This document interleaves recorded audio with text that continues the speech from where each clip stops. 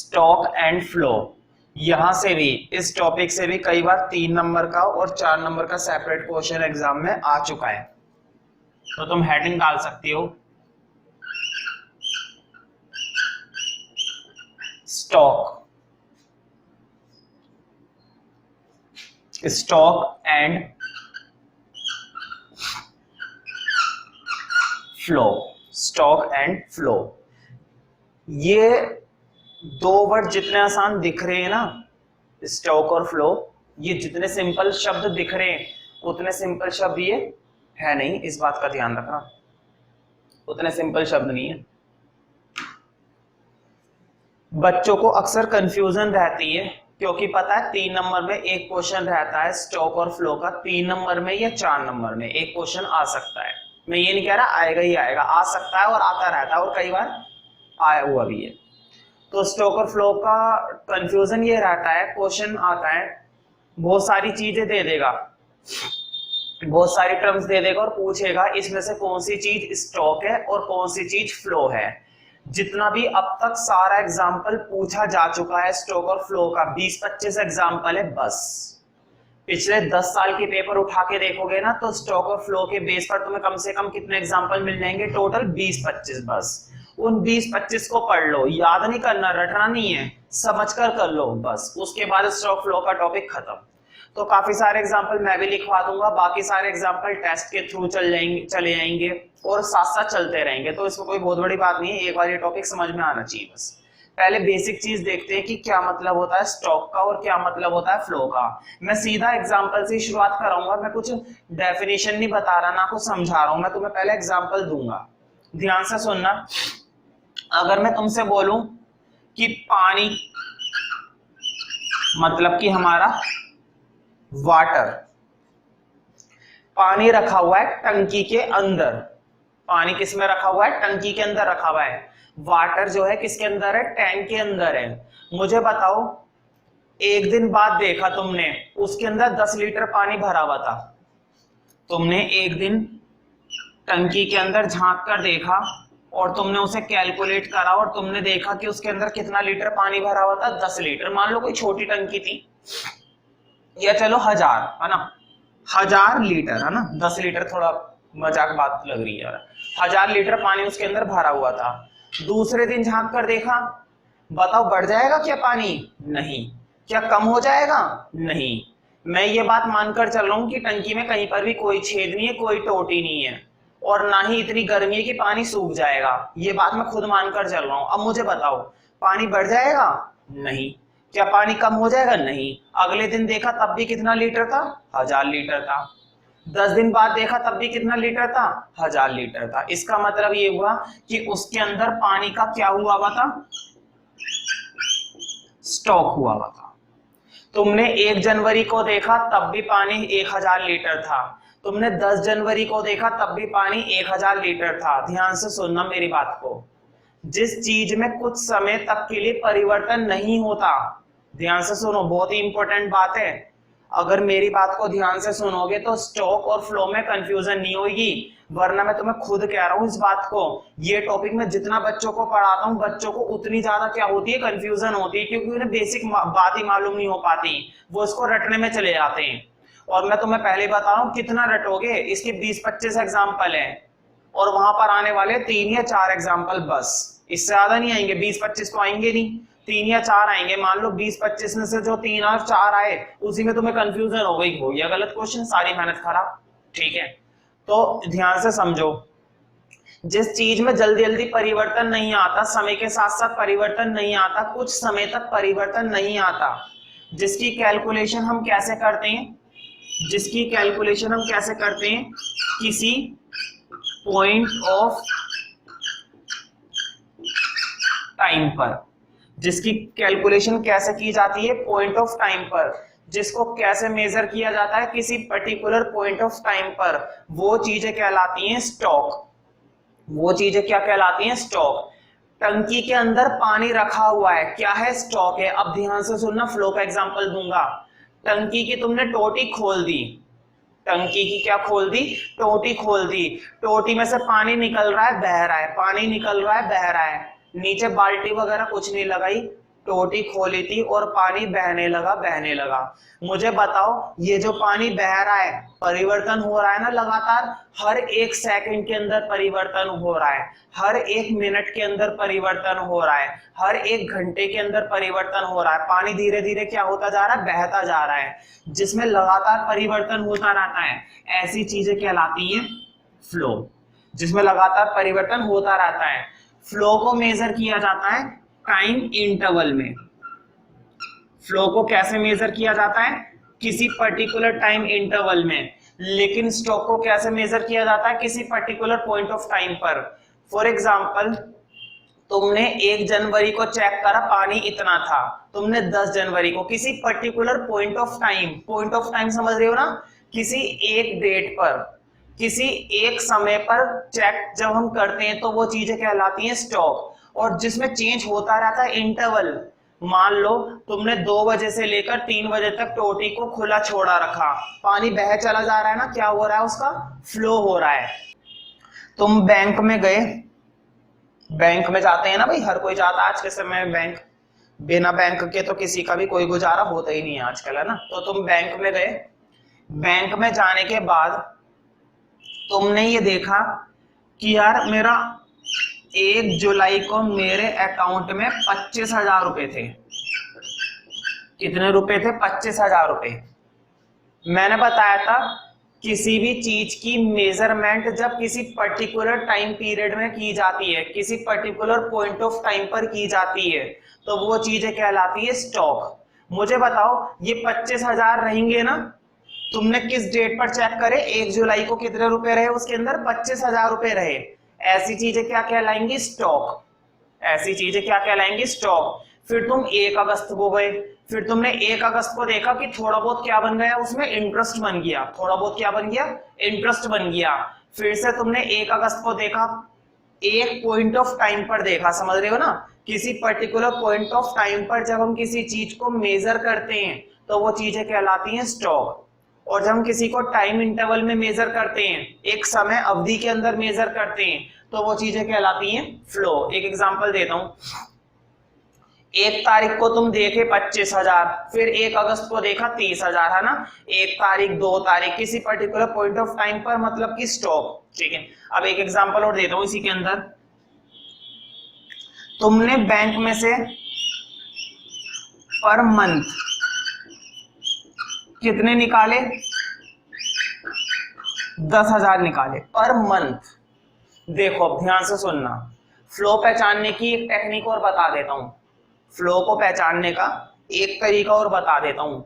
Per month, per day, पर minute, पर second, per year, ये जो पर होता है ना, एवरेज वाली बातें जो होती हैं, हर एक साल के अंदर, हर एक महीने के अंदर, हर एक दिन, हर एक हफ्ते में, हर एक मिनट में, per day, per month, per year, समझ रहे हो ना। ये जितनी भी पर वाली बातें होती हैं, ये सारी की सारी बातें होती हैं फ्लो।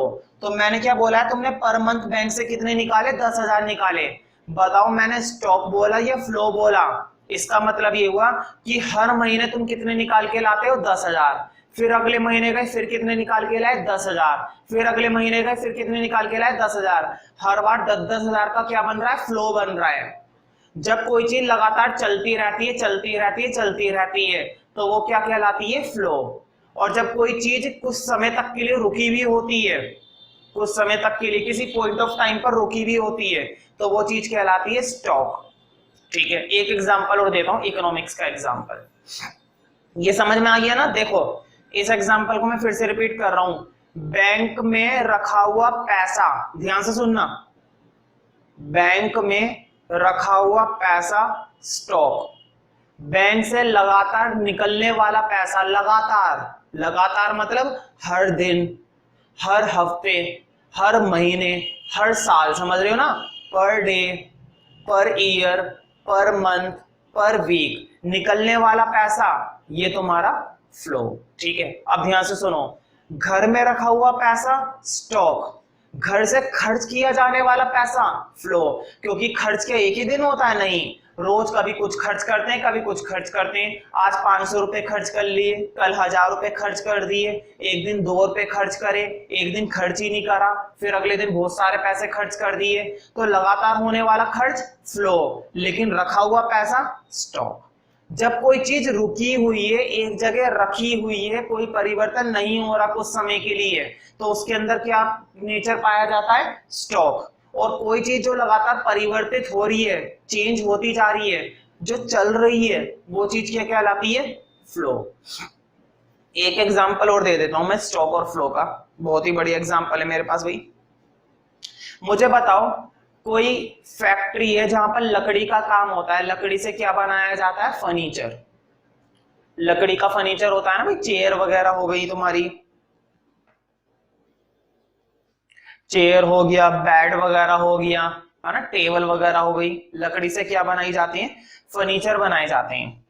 ठीक है, तो मुझे बताओ, वो लकड़ियां लाता है ना समय समय पर अपनी फैक्ट्री के अंदर, बार बार वो क्या लेकर आएगा? लकड़ी लेकर आएगा, वुड लेकर आएगा। वुड उसके लिए क्या मानी जाएगी? स्टॉक। उसने ये देखा कि 1 तारीख को मेरे पास 10 टन लकड़ियां थी। टन में मापी जाती हैं भाई लकड़ियां। 2 तरीके होते हैं लकड़ी को मेजर करने के, या तो लेंथ या फिर टन। टन में बात कर रहा हूं मैं। उसने देखा कि 1 तारीख को मेरे पास कितनी लकड़ी थी? 10 टन। मुझे बताओ सोच समझकर, मैंने क्या बोला? उसने 1 तारीख को देखा, मान लो 1 जून को देखा कि उसके पास कितनी लकड़ियां थी? 10 टन थी।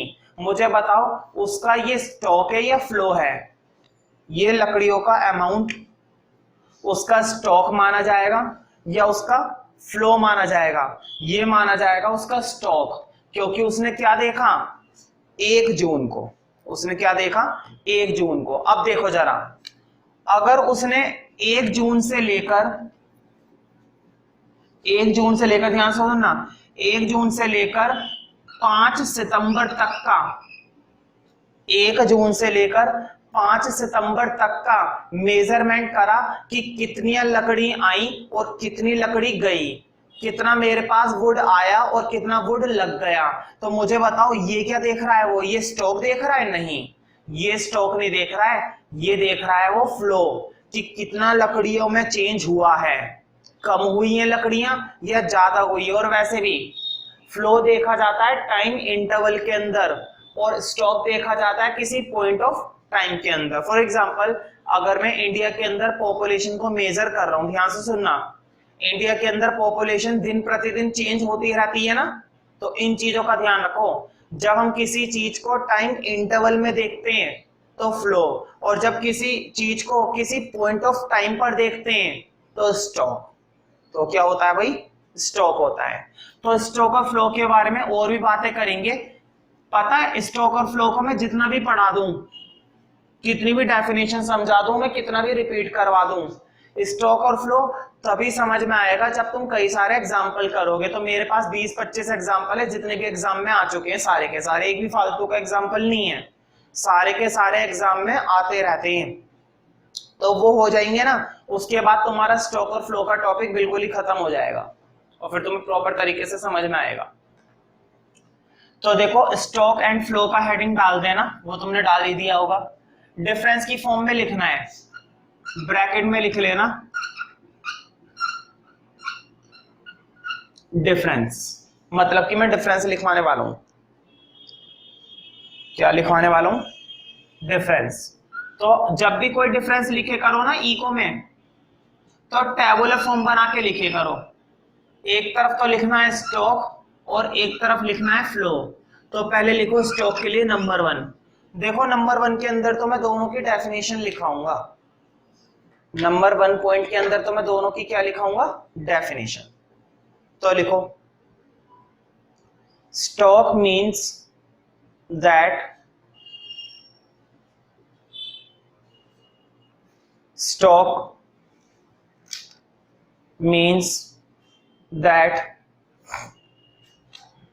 stock means that quantity of an economic variable. Stock means that quantity of an economic variable which is measured, जिस चीज को हम मेजर करते हैं किस पर, किसी पॉइंट ऑफ टाइम पर, समझ रहे हो ना, which is measured at a particular point of time. ये शब्द बड़ा इंपॉर्टेंट है, पॉइंट ऑफ टाइम। जिस चीज को किसी एक पर्टिकुलर टाइम पर मेजर किया जाता है स्टॉक, और जिस चीज को टाइम इंटरवल में मेजर किया जाता है फ्लो। ठीक है,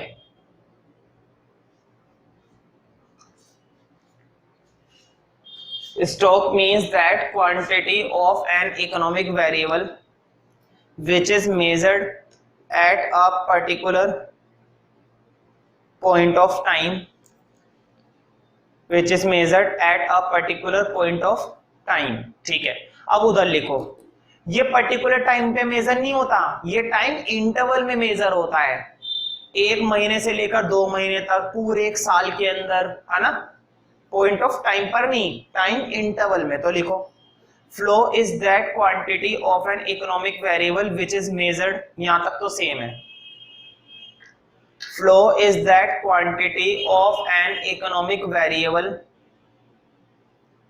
flow is that quantity of an economic variable which is measured during a period of time. Period समझते हो ना, पीरियड का मतलब एक पर्टिकुलर टाइम नहीं है, पीरियड का मतलब है एक समय से लेकर दूसरे समय तक, समझ रहे हो ना, 3 बजे से लेकर 7 बजे तक, during a period of time, during a period of time. ठीक है, during a period of time.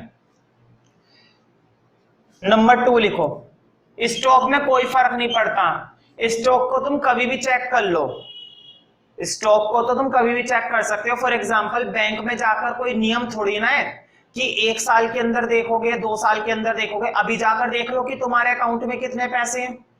तुम 1 तारीख को गए पैसे देखे जाके, क्या तुम 10 तारीख को नहीं जा सकते देखने के लिए? 10 को जा सकते हो, अगले दिन जा सकते हो, उसके अगले दिन जा सकते हो, रोज जा सकते हो, कोई दिक्कत नहीं है ना।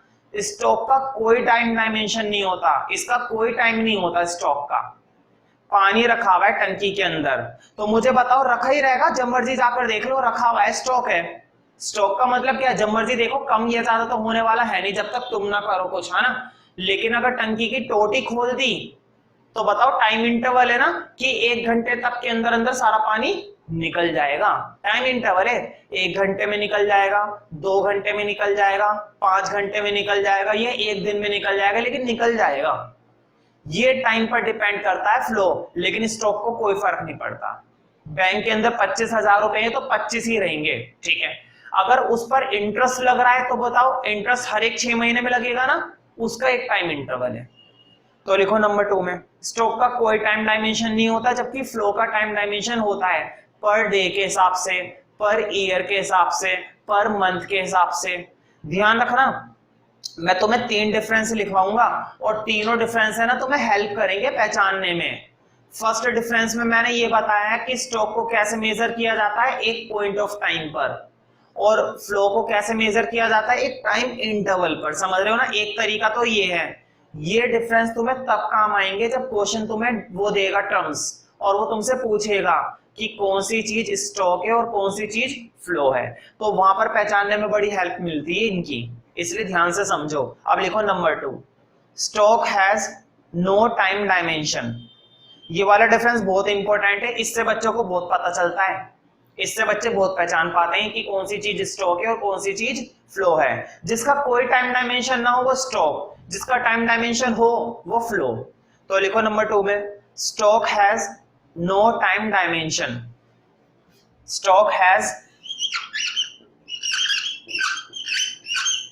नो, बोर्ड पे लिखा हुआ है, stock has no time dimension, इसकी कोई टाइम डायमेंशन नहीं होती है, stock has no time dimension. अब उधर लिखो, फ्लो हैज टाइम डायमेंशंस, उसकी होती है,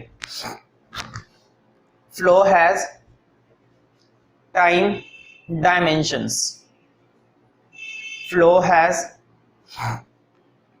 टाइम डायमेंशंस। लिखो for example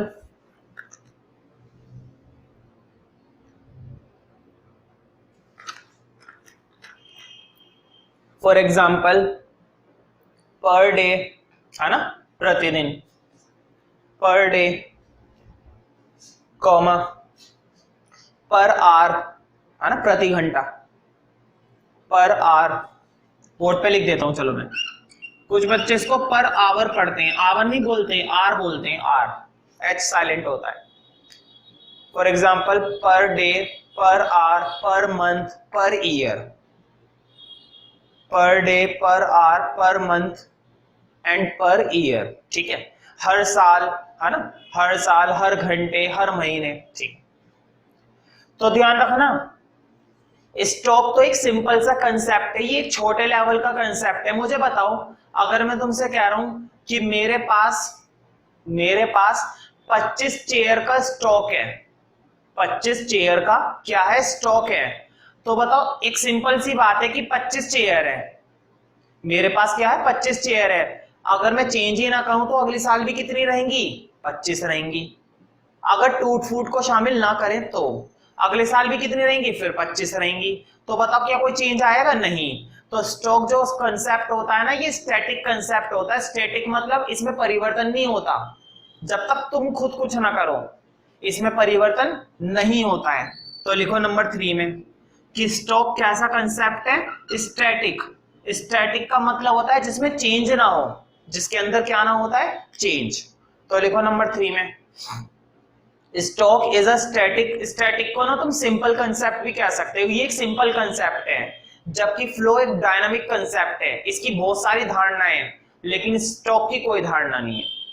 stock is a static concept, static board पे लिखा हुआ है, stock is a static concept, और उधर लिखना flow is a dynamic concept. Flow is a dynamic concept, वो एक हैवी कंसेप्ट है, बड़े लेवल का कंसेप्ट है। Flow is a dynamic concept, ठीक है। अब लिखो नंबर 4। नंबर 4 के अंदर मैं एग्जांपल से लिखवा रहा हूं। देखो अभी तो मैं इतने सारे एग्जांपल नहीं लिखवाऊंगा, अभी तो मैं 2-3 ही लिखवा रहा हूं, लेकिन तुम्हारे टेस्ट में और मैं साथ में अलग से देता रहूंगा, जो भी मैंने बताए थे 20-25 एग्जांपल, उनको पढ़ लोगे, पूरा स्टॉक और फ्लो इकट्ठा हो जाएगा। देखो वो एग्जाम्पल मैं ये नहीं कह रहा कि मैंने बनाया, वो एग्जाम्पल तुम्हारे एग्जाम में आए हुए हैं, वो एग्जाम्पल तुम लोगों की बुक्स में दे रखे हैं, वो सारे इकट्ठे कर दिए मैंने, सारे एक जगह इकट्ठे हो जाते हैं ना, तो चीजें समझने में आसानी रहती हैं। बुक्स में क्या होता है, कभी एक क्वेश्चन आ रहा है स्टॉक फ्लो का, कभी दूसरा आ गया, फिर स्टॉक फ्लो का, फिर बाद में आया, तो बच्चा कलेक्ट नहीं कर पाता। तो मैंने एक लिस्ट बना रखी है स्टॉक और फ्लो के एग्जाम्पल की, 20-25 है। मैं हर एक एग्जाम्पल को समझा भी दूंगा, और जब मैं एक बार समझा दूंगा तो उसके बाद वो दिमाग में बैठ जाएंगे। फिलहाल 4th में कुछ एग्जाम्पल लिख लो, सारे नहीं लिखवाऊंगा, थोड़े बहुत ही लिखवाऊंगा। लिखो 4th में, एक तो वही है, ये भी एग्जाम्पल आ चुका है जो मैंने पानी वाला दिया था कि टैंक के अंदर क्या रखा हुआ है, पानी। तो लिखो सबसे पहले ये लिखना है, लिखो for example water in tank, टंकी में रखा पानी। मुझे बताओ परिवर्तन होगा क्या, भाई रखा हुआ है 1000 लीटर है, अभी देख लो 1000 लीटर है, फिर कल देख लो 1000 लीटर है, ना कम होएगा ना बढ़ेगा। लेकिन टोटी खोल दी जाए, बहता हुआ पानी फ्लो है, ठीक है। तो लिखो water in a tank, comma, एक और लिखो एग्जांपल, कॉमा, इन्वेंट्रीज। इन्वेंट्रीज तुम्हें नहीं मालूम होगा क्या होती है, मैं बता देता हूं। इन्वेंट्रीज को दूसरे शब्दों में पता है क्या बोलते हैं, इन्वेंट्री का दूसरा नाम ही यही होता है, स्टॉक। इन्वेंट्री का मतलब होता है मेरे पास 25 चेयर है, मेरे पास कितनी इन्वेंट्री रखी हुई है, 25, ठीक है, समझ रहे हो ना। एक कंपनी है जो लकड़ी का काम करती है, उसके पास लकड़ियां रखी हुई हैं, तो वो लकड़ियां उसकी क्या कहलाएंगी, इन्वेंट्री। इन्वेंट्री मतलब स्टॉक, ठीक है। अब उधर लिखो, यहां पर मुझे बताओ नेशनल इनकम, मुझे बताओ पूरे देश की जो इनकम होती है वही नेशनल इनकम है ना। हालांकि अभी मैंने नेशनल इनकम की तुम लोगों को डेफिनेशन तक नहीं बताई है, आने वाली है डेफिनेशन, वैसे वो टॉपिक आने वाला है। अभी तक मैंने तुम्हें नेशनल इनकम की डेफिनेशन तक नहीं बताई इस चैप्टर में, इस यूनिट में, ठीक है। लेकिन ध्यान से सुनो मेरी बात को, ध्यान से सुनो। नेशनल इनकम को भी जो मेजर किया जाता है ना, नेशनल इनकम को भी जो मेजर किया जाता है वो पर ईयर के हिसाब से मेजर किया जाता है, एक साल के अंदर अंदर। क्या बोला बट मैंने? Per year. मुझे बताओ, per year, per day, per month, जिनको ऐसे में मेजर किया जाता है स्टॉक होती है, फ्लो होती है? देखो जरा डिफरेंस नंबर 2, डिफरेंस नंबर 2 में फ्लो में देखो मैंने लिखवाया था ना पर ईयर, पर मंथ। जब नेशनल इनकम को पर ईयर के हिसाब से मेजर किया जाता है तो नेशनल इनकम कौन सा कंसेप्ट हुई? स्टॉक कंसेप्ट हुई या फ्लो? ये हुई हमारी फ्लो, क्योंकि नेशनल इनकम पर ईयर के हिसाब से मेजर की जाती है, ना कि पर्टिकुलर पॉइंट ऑफ टाइम पर। क्या वो नेशनल इनकम किसी से जाकर पूछेंगे बताइए जरा कितनी है नेशनल इनकम? नहीं, ऐसे थोड़ी ना पूछेंगे, फिर अगले दिन पूछेंगे कितनी है? नहीं, हर एक साल के अंदर मेजर की जाती है पर ईयर, ठीक है। तो लिखो पहला एग्जांपल फ्लो का, देखो ऐसे करवाऊंगा धड़ाधड़, लिखो उधर की साइड फ्लो में। For example national income, for example national income. अब मुझे बताओ इन्वेस्टमेंट, कोई भी कंपनी है, मैं हूं या तुम हो, कोई भी छोटा बंदा हो, रोज रोज इन्वेस्टमेंट करता है? नहीं भाई, 6 महीने में कर ली, हर महीने कर ली, है ना, या 1 साल के अंदर कर ली, या 10 साल के अंदर कर ली। मतलब वो कैसे इन्वेस्टमेंट करता है? या तो पर ईयर करता है, पर डे तो खैर नहीं करेगा, रोज रोज इन्वेस्टमेंट थोड़ी ना करेगा जाके, बल्कि पर मंथ भी नहीं करता है। पर मंथ कौन करता है? हर महीने इन्वेस्टमेंट ही करते रहेंगे। इन्वेस्टमेंट का मतलब होता है अपना पैसा कहीं पर लगा देना। फॉर एग्जाम्पल तुमने एक घर खरीदा, फॉर एग्जाम्पल तुमने क्या खरीदा? एक घर खरीदा। या फिर ये छोड़ो, तुमने किसी कंपनी के शेयर्स में इन्वेस्ट कर दिया, बताओ पर ईयर के हिसाब से करोगे, हर साल करोगे? ऐसा तो है नहीं किसी एक आध साल करा फिर छोड़ दिया। इस काम में रेगुलरली काम करना होता है, ठीक है। तो इन्वेस्टमेंट को भी कैसे किया जाता है? Per year. और मुझे बताओ अगर पर ईयर किया जाता है तो कौन सा कंसेप्ट है? फ्लो कंसेप्ट है। तो मैंने ये नहीं पता भी कि कौन सी चीजें पर ईयर की जाती हैं और कौन सी चीजें किसी पॉइंट ऑफ टाइम पर की जाती हैं। अगर तुम्हें ये पता चल जाएगा ना कि कौन सी चीजें पर ईयर के हिसाब से की जाती हैं और कौन सी चीजें पॉइंट ऑफ टाइम के हिसाब से की जाती हैं, तो तुम झट से बता दोगे कि वो स्टॉक है या फ्लो है। लेकिन उसकी टेंशन मत लो, वो चीजें मैं बताता रहूंगा कि कौन सी चीजें पर ईयर की जाती है और कौन सी चीजें एकदम से देखी जाती हैं, ठीक है। तो लिख लो अगला एग्जांपल, नेशनल इनकम के बाद लिखो कॉमा लगा के इन्वेस्टमेंट, क्योंकि इन्वेस्टमेंट भी रोज रोज नहीं होती, हर 2 साल में हो गई, हर 1 साल में हो गई, है ना, लेकिन होगी रेगुलरली। लिखो कॉमा, वही वाटर वाला एग्जांपल। मुझे बताओ तालाब में बहता पानी क्या है? फ्लो है। ये तो कहने की बात है ही नहीं, लिखवा इसलिए रहा हूं क्योंकि आ चुका है एग्जाम में। तो लिखो कॉमा लगा के water in a stream, water in a stream, stream मतलब धारा, water in a stream, stream में बहता पानी, है ना, water in a stream, comma एक और लिख लो एग्जांपल। मुझे बताओ फैक्ट्री के अंदर स्टॉक है, फैक्ट्री के अंदर इन्वेंट्री रखी हुई है, कितनी लकड़ी रखी हुई है? 10 टन। तुमने आज जाकर देखा कितनी रखी हुई थी? 10 टन स्टॉक है। कल जाकर देखा कितनी रखी हुई थी? 10 टन स्टॉक है, ठीक है। अगर तुम ये देखते हो कि 1 तारीख को कितनी थी और 30 तारीख को कितनी है, ध्यान से सुनो, 1 तारीख को कितनी थी और 10 तारीख को कितनी है, बताओ चेंज आएगा ना। हो सकता है 1 तारीख को ज्यादा थी और 30 तारीख को थोड़ा सा इस्तेमाल कर लिया तो क्या रह गई? कम रह गई। हो सकता है 1 तारीख को कम थी लेकिन तुमने बीच में और खरीदी तो 30 तारीख को बढ़ गई, कुछ भी हो सकता है ना, मतलब कि चेंज। तो बताओ 1 तारीख से लेकर 30 तारीख का जब चेंज निकाल रहे हो तो फ्लो है ना, क्योंकि फ्लो टाइम इंटरवल में मेजर किया जाता है, ना कि पॉइंट ऑफ टाइम पर, ठीक है। तो लिखो लास्ट एग्जांपल, चेंज इन, ध्यान से सुनो, सिर्फ इन्वेंट्री होना स्टॉक, लेकिन चेंज इन इन्वेंट्री होना फ्लो, क्योंकि चेंज तभी होगा जब तुमने टाइम इंटरवल में देखा है। क्या इन्वेंट्री तुम्हारे सामने रखे रखे बदल जाएगी? नहीं, तब तो चेंज नहीं होगी। चेंज तब होगी जब 1 महीने का गैप करोगे, 1 साल का गैप करोगे, 10 दिन का गैप करोगे, समझ रहे हो ना, तब चेंज होगी। किसी पॉइंट ऑफ टाइम पर चेंज नहीं होगी। तो लिखो changes in inventory, changes in inventories, मतलब कि इन्वेंट्रीज में अगर परिवर्तन हो रहा है तो ये परिवर्तन क्या है? ये परिवर्तन तुम्हारा फ्लो है। तो देखो ये मैंने कुछ ही एग्जांपल लिखवाए, ज्यादातर एग्जांपल तुम्हें अपनी बुक वगैरह में मिलेंगे और मैं लिस्ट दे दूंगा, तो उस लिस्ट से तुम्हें सारी चीजें याद आ जाएंगी। मुझे बताओ, अगर हम इंडिया के बैंक की बात करते हैं, जितने भी बैंक है इंडिया के, जैसे कि for example Canara bank, central bank, Punjab national bank, state bank, Hyderabad bank, syndicate bank, दुनिया भर के बैंक है, तुम्हें भी मालूम है ना। और तुम्हें ये भी मालूम है बहुत से बैंक ऐसे हैं, फॉर एग्जांपल एसबीआई है ना, फॉर एग्जांपल एसबीआई बैंक है ना, जिसकी ब्रांचें जरूरी नहीं है इंडिया में, दूसरे में भी, जैसे बैंक ऑफ इंडिया है ना। बहुत सारे बैंक ऐसे हैं, बहुत सारे क्या, कई सारे बैंक ऐसे हैं जिनकी ब्रांचें इंडिया में तो है ही, क्योंकि वो इंडिया का बैंक है, लेकिन उनकी वो ब्रांचें दूसरे देशों में भी है, फॉरेन कंट्रीज में भी है।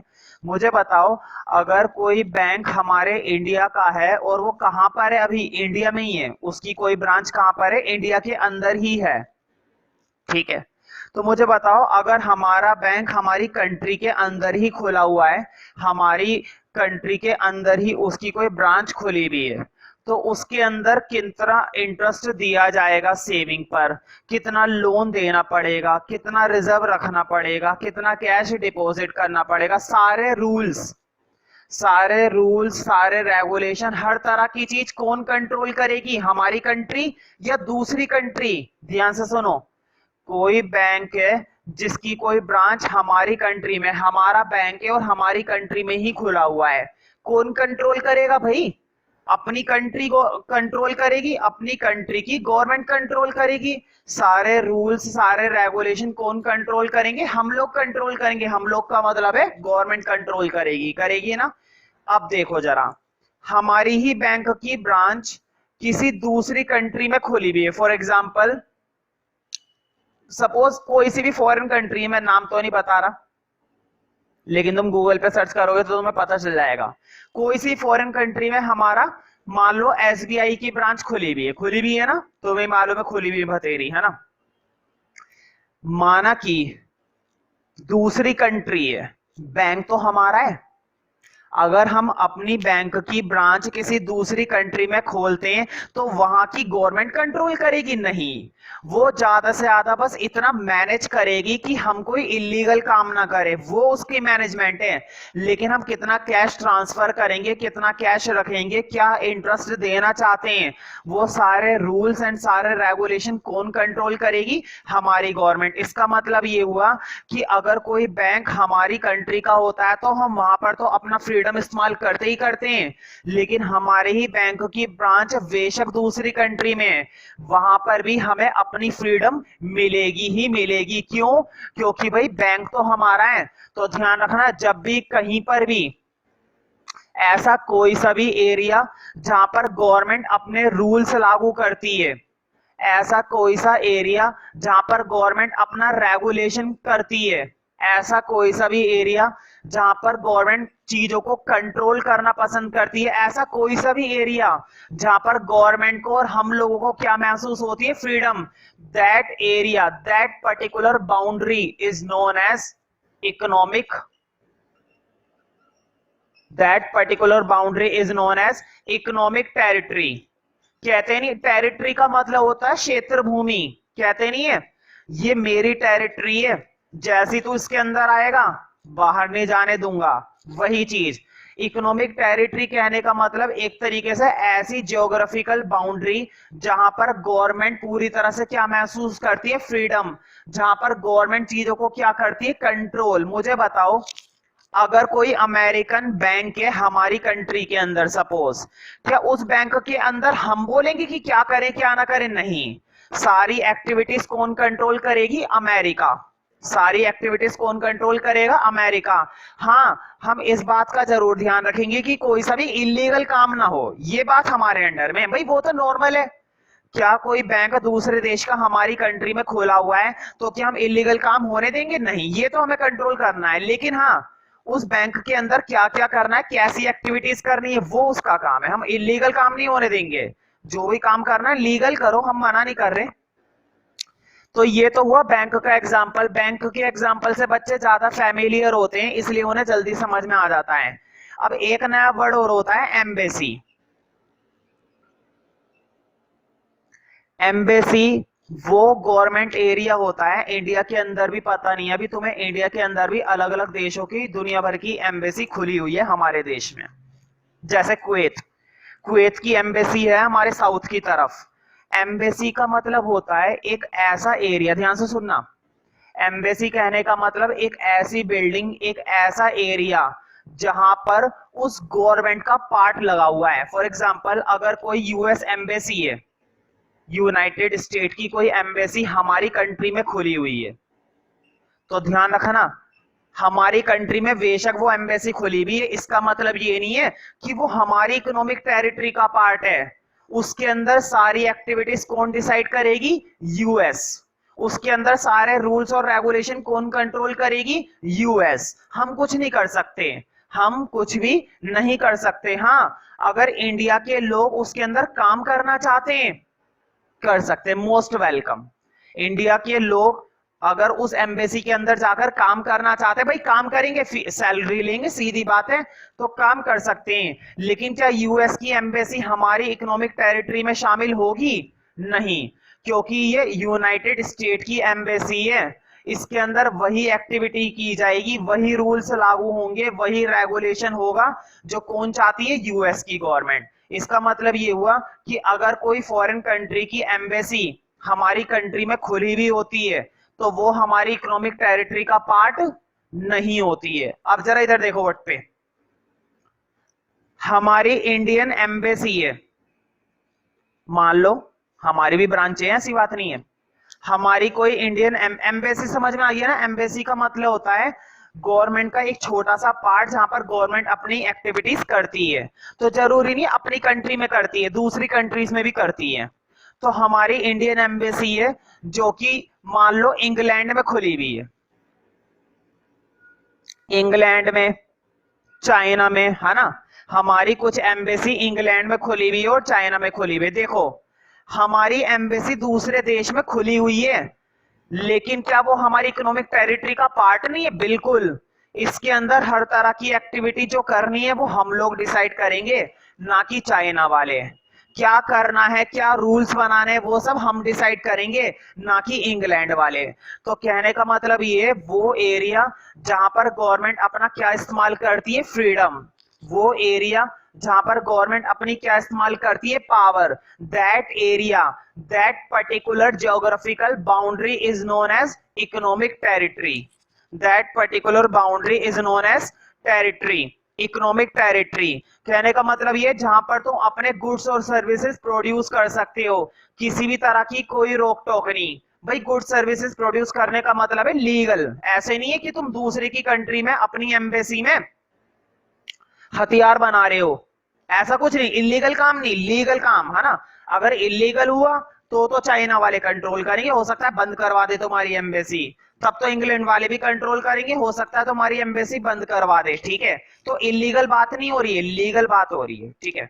तो इकोनॉमिक टेरिटरी कहने का मतलब जहां पर एक गवर्नमेंट अपनी फ्रीडम का पूरा पूरा इस्तेमाल कर सकती है, जहां पे गवर्नमेंट किसी भी तरह के गुड्स और सर्विसेज को आसानी से मूव कर सकती है, प्रोड्यूस कर सकती है, सेल कर सकती है, ठीक है? That boundary is known as economic territory. First heading बनाना है, हेडिंग डालना है, लिखो बेसिक टर्म्स। कुछ बेसिक बेसिक टर्म्स हैं, मतलब सिंपल सिंपल टर्म्स हैं, वो मैं लिखवाऊंगा। लिखो सबसे पहले, ध्यान रखना, इकोनॉमिक टेरिटरी के बेस पर कई बार 3 नंबर में क्वेश्चन आ चुका है पेपर में। तुम सोच रहे होंगे इतनी सी डेफिनेशन के बेस पर 3 नंबर में कैसे आएगा? यही आता है कि बताओ ये हमारी इकोनॉमिक टेरिटरी का पार्ट है या नहीं है, नहीं है तो क्यों नहीं है, और अगर है तो क्यों है, ठीक है? तो लिखो इकोनॉमिक टेरिटरी। तो एक छोटी सी डेफिनेशन लिखो इसी के आगे। कहने का मतलब ये है, ऐसा एरिया, ऐसी ज्योग्राफिकल एरिया, ऐसी ज्योग्राफिकल बाउंड्री जहां पर गवर्नमेंट फ्रीली अपने काम कर सकती है, जहां पे एक व्यक्ति फ्रीली अपना काम कर सकता है, जहां पर हम किसी भी तरह का गुड्स और सर्विस फ्रीली प्रोड्यूस कर सकते हैं, that particular area referred as economic territory. मान लो हमारी कोई बैंक की ब्रांच थी इंडिया को अमेरिका के अंदर, तो उस ब्रांच के अंदर क्या करना है हम डिसाइड करेंगे, ना कि अमेरिका। अमेरिका से तो बस परमिशन लेनी है, अमेरिका से बस परमिशन लेनी है कि क्या हम अपनी ब्रांच आपकी कंट्री में खोल सकते हैं या नहीं खोल सकते हैं। उसे अपने मुद्दे बता दो, उसे अपने इश्यूज बता दो कि क्या क्या है, किस लिए खोलना चाहते हो। वही काम कंपनी के साथ होता है। मान लो कि कोई इंडियन कंपनी है, कोई इंडियन कंपनी है, लेकिन कहां पर खोली है वो कंपनी तुमने, यूएसए में है इंडियन कंपनी। वो इंडियन कंपनी इंडिया के अंदर भी है। देखो इंडिया के अंदर है इंडियन कंपनी, ये तो खैर हमारी इकोनॉमिक टेरिटरी का पार्ट है ही, लेकिन अगर हमारी इंडियन कंपनी यूएसए में भी है ना, वो भी हमारी इकोनॉमिक टेरिटरी का पार्ट है। क्यों? क्योंकि कंपनी के अंदर क्या प्रोड्यूस करना है, किस तरह के प्रोडक्ट बनाने हैं, यूएसए डिसाइड नहीं करेगी, हम लोग डिसाइड करेंगे। अगर हमारा प्रोडक्ट चलेगा तो अच्छी बात है, नहीं चलेगा तो बंद कर देंगे। यूएसए ये तो ना भाई सीधी बात है, यूएसए क्या बोलेगा, अगर प्रोडक्ट नहीं चला तो हम खुद ही बंद कर देंगे। यूएसए थोड़ी ना बताएगा कि भाई देख तेरा प्रोडक्ट चल तो रहा नहीं है, अपनी ये कंपनी बंद कर। वो क्या बोलेगा, हम खुद कर लेंगे। कोई मूर्ख ही होगा कि उसका प्रोडक्ट चल नहीं रहा है वो फिर भी कंपनी खोल के बैठा हुआ है ना, ऐसे थोड़ी ना करते हैं। तो वो भी हमारी इकोनॉमिक टेरिटरी का पार्ट माना जाएगा। ठीक है, तो कहने का मतलब ये है कि ज्योग्राफिकल बाउंड्री जहां पर हम अपना फ्रीडम, अपने गुड्स, अपने सर्विस, अपनी कैपिटल, अपना सब कुछ पूरी तरह से इस्तेमाल करते हैं, जहां पर किसी की कोई रोक टोक नहीं होती। ठीक है, तो लिखो it is the geographical territory, it is the geographical territory, it is the geographical territory administered by geographical territory administered by a government। मतलब जिसको चलाया जाता है, जिसका प्रशासन किससे चलाया जाता है, सरकार द्वारा, है ना। एडमिनिस्टर्ड, किससे एडमिनिस्टर्ड किया गया है, जिसे सरकार द्वारा, ना। Administered by government, administered by government. लिखो विद इन विच, इसी के अंदर, with in, with in, with और इन एक साथ है, with in which persons, with in which persons comma goods, with in which persons comma goods, persons comma goods and capital circulate freely, persons goods and capital, persons goods capital circulate freely, circulate freely. मतलब जहां पर किसी की कोई रोक टोक नहीं होती कि क्या बनाना है, किस तरह से कैपिटल लगानी है ना, किसी की कोई पाबंदी नहीं होती, है ना। मतलब अगर तुम लीगल काम कर रहे हो और तुम्हारा इरादा सही है, कुछ गलत करना नहीं है ना, तो तुम्हें कोई नहीं रोकने वाला। लेकिन अगर गलत कर रहे हो तब तो भाई वहां की भी गवर्नमेंट रोक देगी। यूएस में जाकर तुम कुछ गलत कर सकते हो, ऐसे भी नहीं, है ना। तब तो उसको राइट है, तब तो भाई हम भी यही करेंगे। मान लो कोई यूएस की कंपनी यहाँ पर आकर कुछ गलत कर रही है, तो हम रोकेंगे नहीं क्या, हम तब रोकेंगे, है ना। लेकिन अगर कोई ढंग का कर रही है, जैसे कि तुम्हारा डोमिनोज वगैरह दुनिया भर के खुले हुए हैं ना, तो ये सब चीजें अलग हो जाती हैं। अब देखो इकोनॉमिक टेरिटरी से संबंधित कुछ बातें और लिखनी है, लेकिन नोट के अंदर, नोट के अंदर लिखो स्मॉल ए पॉइंट। तो मुझे बताओ, अगर ऐसा एरिया है जहां पर गवर्नमेंट अपनी फ्रीडम को एंजॉय नहीं कर पा रही है, मतलब जहां पर गवर्नमेंट को ये अधिकार नहीं है कि वो ये लागू कर सके, वो इस चीज को कंट्रोल कर सके, उसे अपनी फ्रीडम एंजॉय करने का मौका नहीं मिल रहा। तो मुझे बताओ वो एरिया उसकी इकोनॉमिक टेरिटरी में आएगा या नहीं आएगा? बोलो, ये एरिया उसकी इकोनॉमिक टेरिटरी का पार्ट है या नहीं है? बोलो, इकोनॉमिक टेरिटरी का पार्ट नहीं है। क्यों? क्योंकि गवर्नमेंट को अपनी फ्रीडम ही नहीं मिल पा रही है, गवर्नमेंट को अपनी फ्रीडम एंजॉय करने का मौका नहीं मिल रहा है। इसका मतलब ये हुआ कि जहां पर वो अपनी फ्रीडम एंजॉय नहीं कर पा रही है तो वो उसकी इकोनॉमिक टेरिटरी का पार्ट कैसे हो सकती है? वो किसी और की इकोनॉमिक टेरिटरी है। लिखो नोट के अंदर फर्स्ट पॉइंट, लिखो नोट के अंदर a point, a country where the government, a country where the government of that country does not enjoy,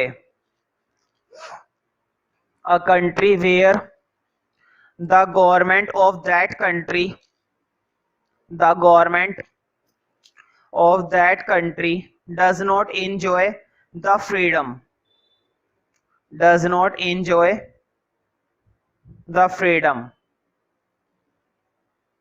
does not enjoy the freedom, are not included in the economic territory, are not included, are not included in the economic territory, are not included in the economic territory, economic territory. मान लो अपनी country के अंदर, country हमारी, देखो country हमारी India, government भी हमारी Indian government, ठीक है।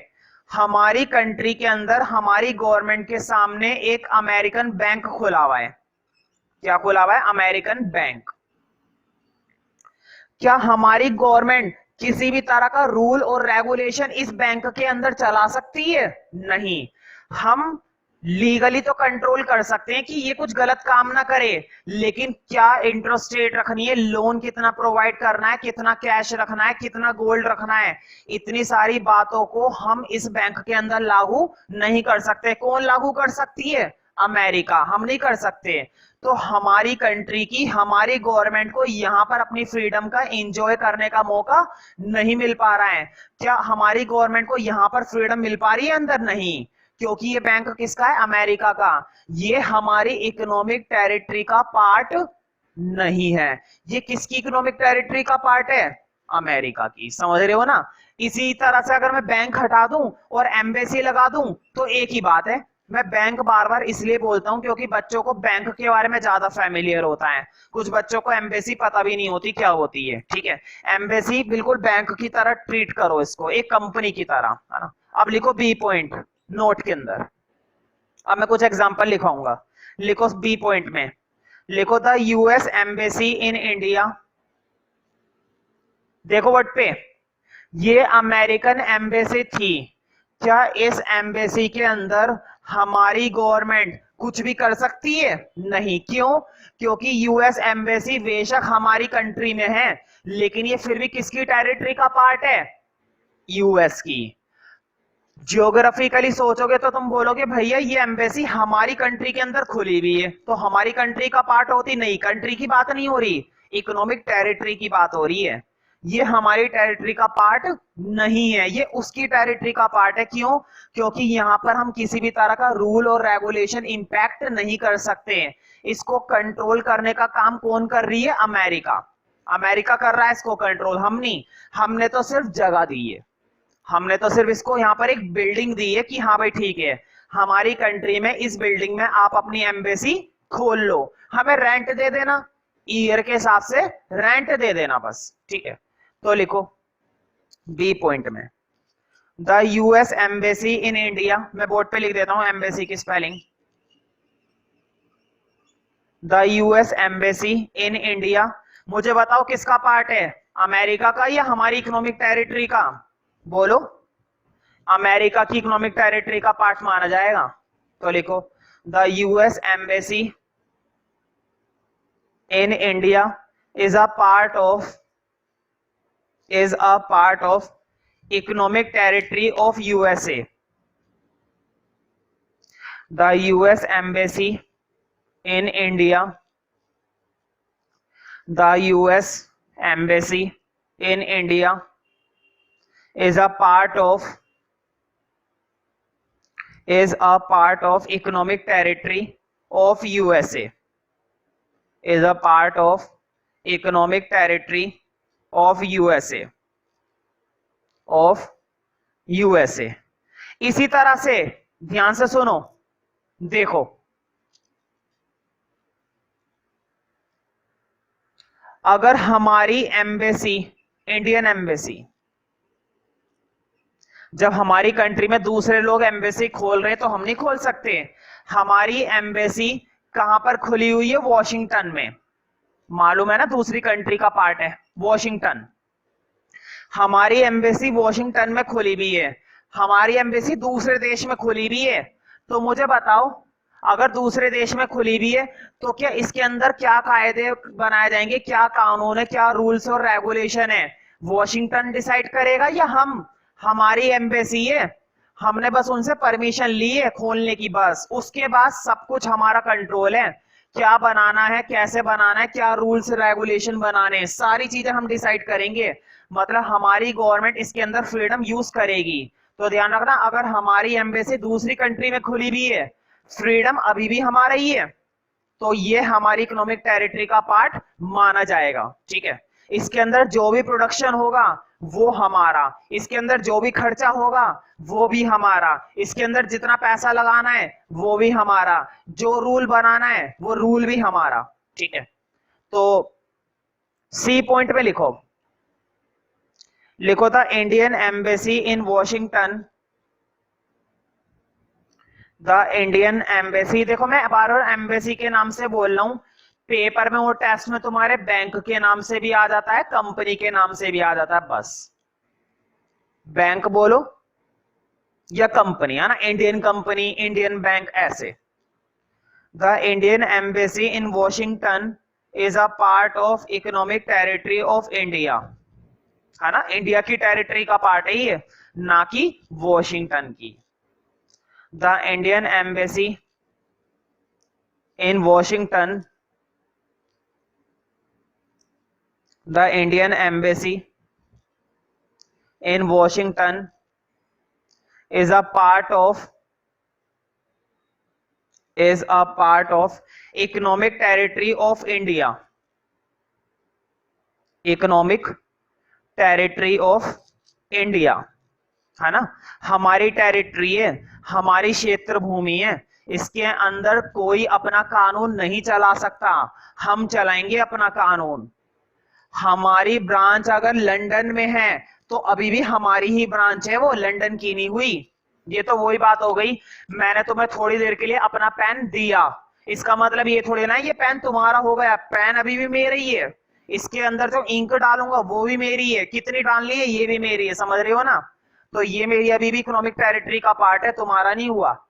जर्नली जो हमारी खुद की कंट्री होती है ना, बताओ खुद की तो एक ही होती है, किसी की दो होती है? नहीं, या तो इंडिया या अमेरिका, है ना, एक ही होती है।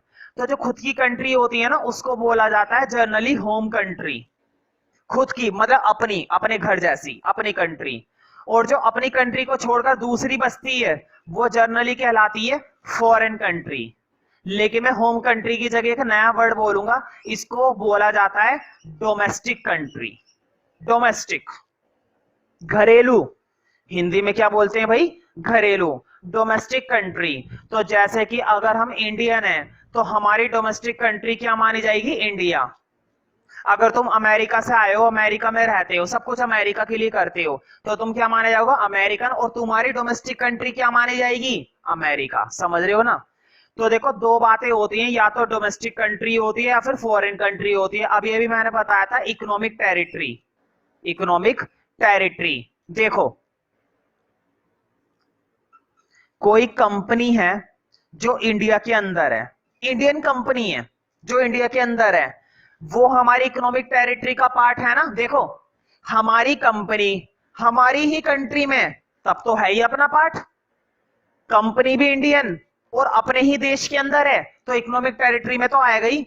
जो भी गुड्स बनाया जाएगा, देखो किसी भी तरह के जो भी प्रोडक्ट बनाए जाते हैं इस कंपनी के थ्रू, वो प्रोडक्ट हमारे हैं, वो प्रोडक्ट हमारे हैं, हमने बनाए अपनी कंट्री के अंदर, अपनी कंपनी से बनाए गए हैं, ठीक है। अब देखो हमारी ही कंपनी लेकिन दूसरी कंट्री के अंदर, ध्यान से सुनना, हमारी ही कंपनी दूसरी कंट्री के अंदर, सपोज यूएसए के अंदर, मुझे बताओ क्या बनाना है, कितना बनाना है, सारे फैसले किसके, हमारे खुद के, सारे रूल्स एंड रेगुलेशन किसके, हमारे खुद के।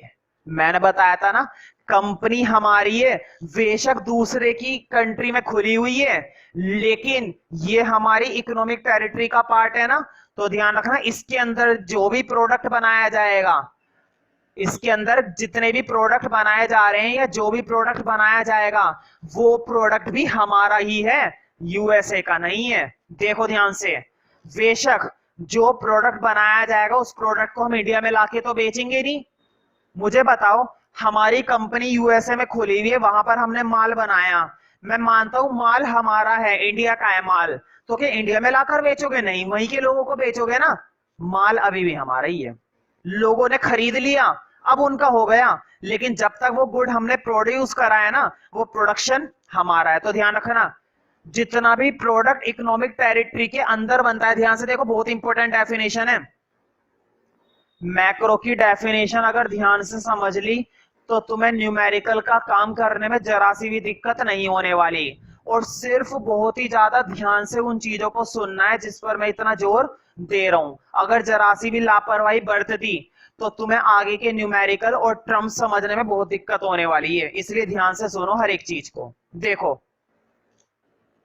चाहे कोई कंपनी अपने इंडिया में हो तब भी वो इकोनॉमिक टेरिटरी का पार्ट है, चाहे हमारी कंपनी दूसरी कंट्री में है तब भी वो हमारी इकोनॉमिक टेरिटरी का पार्ट है। और हमारी टेरिटरी में जितने भी प्रोडक्ट बनाए जाते हैं वो दोनों तरह के प्रोडक्ट कहलाते हैं डोमेस्टिक प्रोडक्ट। वो दोनों तरह के प्रोडक्ट क्या कहलाते हैं भाई, जल्दी बोलो, डोमेस्टिक प्रोडक्ट।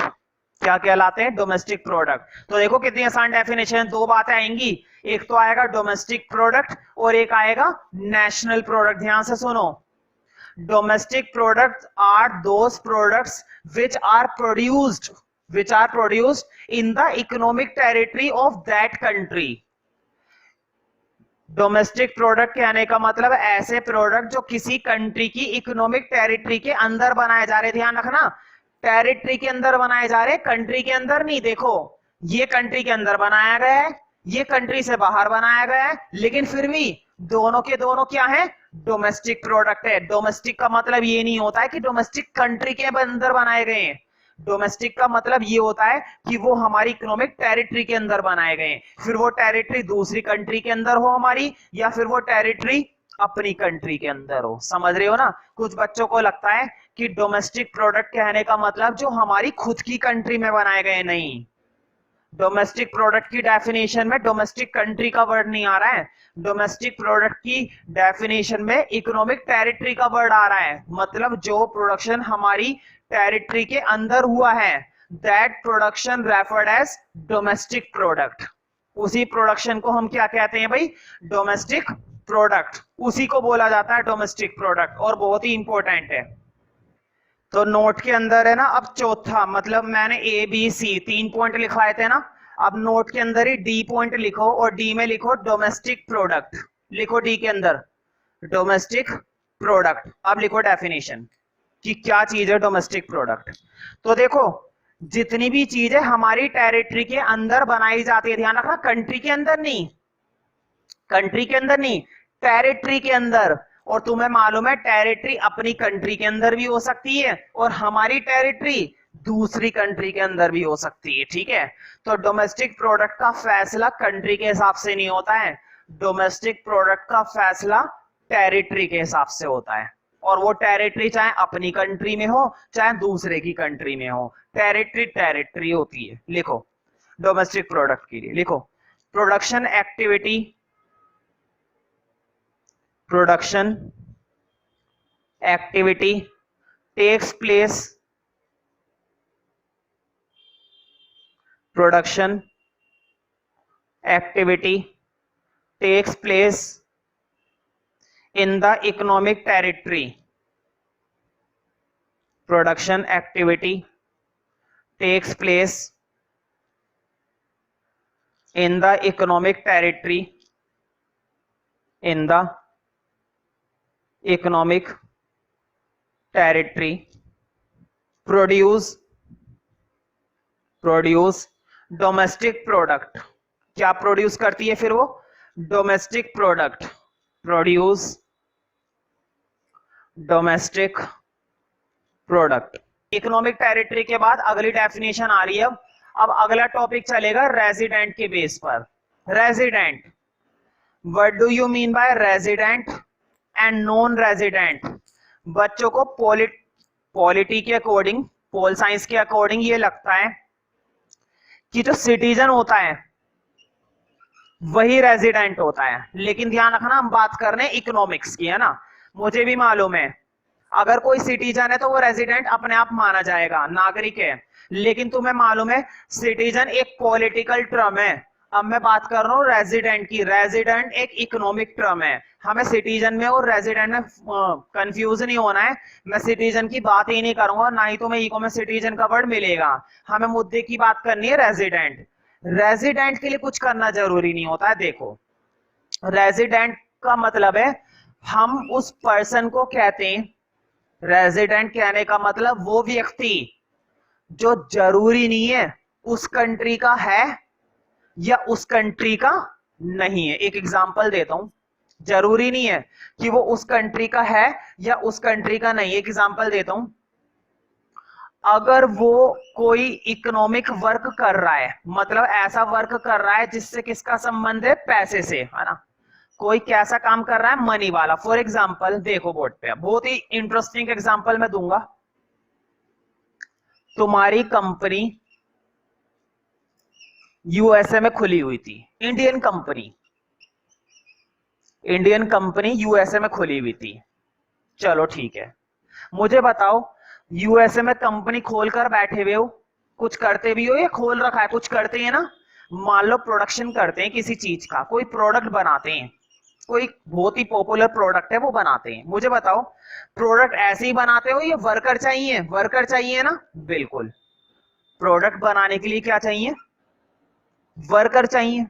बिना वर्कर के तो भाई चाहे कितनी भी मशीनें ले आओ, कितनी भी, क्या बिना वर्कर के ऑपरेट कर पाओगे मशीनों से? नहीं, मशीनों को चलाने के लिए भी कम से कम तुम्हें वर्कर की जरूरत पड़ेगी ही पड़ेगी। मुझे बताओ जरूरी है ये वर्कर इंडियन होंगे? तुम कहां पे खोल के बैठे हुए हो अपनी कंपनी इस समय? यूएसए में। हो सकता है कुछ वर्कर इंडियन हो सकता है कुछ वर्कर या ज्यादा से ज्यादा वर्कर यूएसए में हो, अमेरिकन हो, मतलब ऐसे ही तो होगा भाई।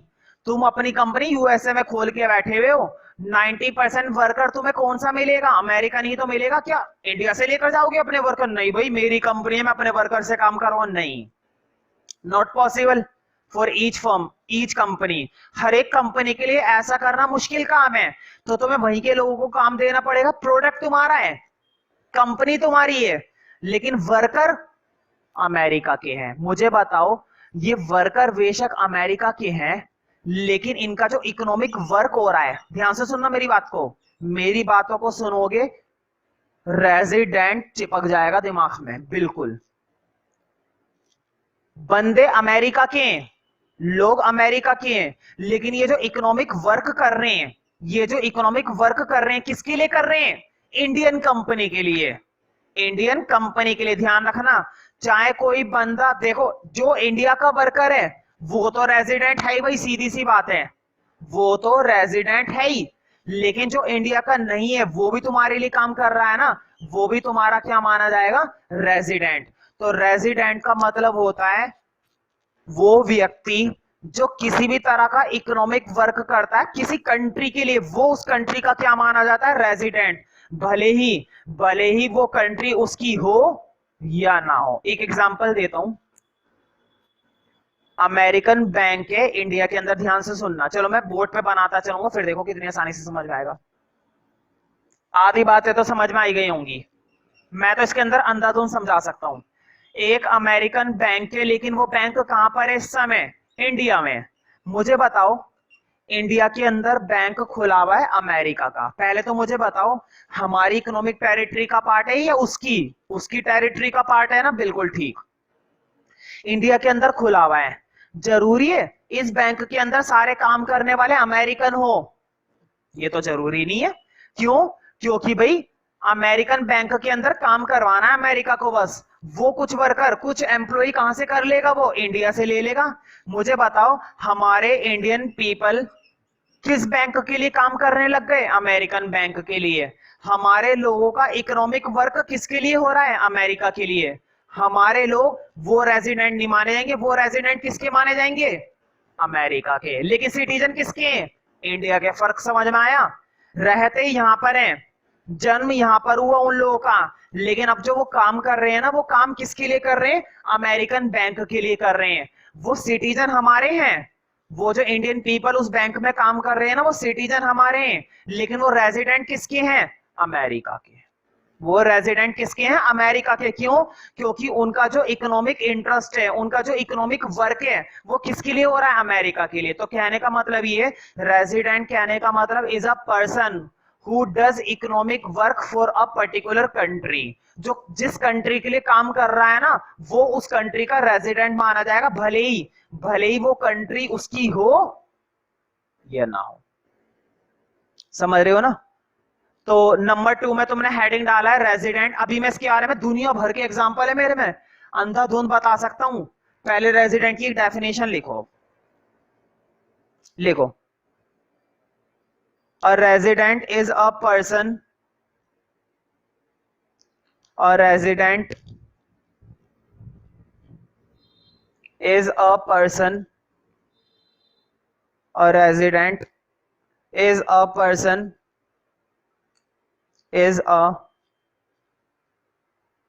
person whose, बोर्ड पे लिखा हुआ है whose, resident is a person whose center of economic interest, whose center of center of economic interest, मतलब उसका इकोनॉमिक इंटरेस्ट जिस कंट्री के लिए होता है। इकोनॉमिक इंटरेस्ट का मतलब है इकोनॉमिक वर्क। वो बंदा जिसके लिए इकोनॉमिक वर्क कर रहा है ना, वो बंदा उस कंट्री का रेजिडेंट। में ध्यान रखना, मैंने उस कंट्री का रेजिडेंट बोला है, सिटीजन नहीं बोला है। सिटीजन में और रेजिडेंट में फर्क है। मैं सिटीजन वर्ड बोलूंगा ही नहीं, क्योंकि वो पॉलिटिकल वर्ड है, वो नागरिकता वाला वर्ड है। रेजिडेंट का मतलब होता है निवासी, और सिटीजन का मतलब होता है नागरिक, और नागरिक और निवासी में फर्क होता है। A resident is a person whose center of economic interest lies, board पे लिखा हुआ है lies, whose center of economic interest lies in the economic territory, lies in the economic territory, lies in the economic territory in which he lives, economic territory. ये लिखो, lies in the economic territory of the country, economic territory of the country, economic territory of the country.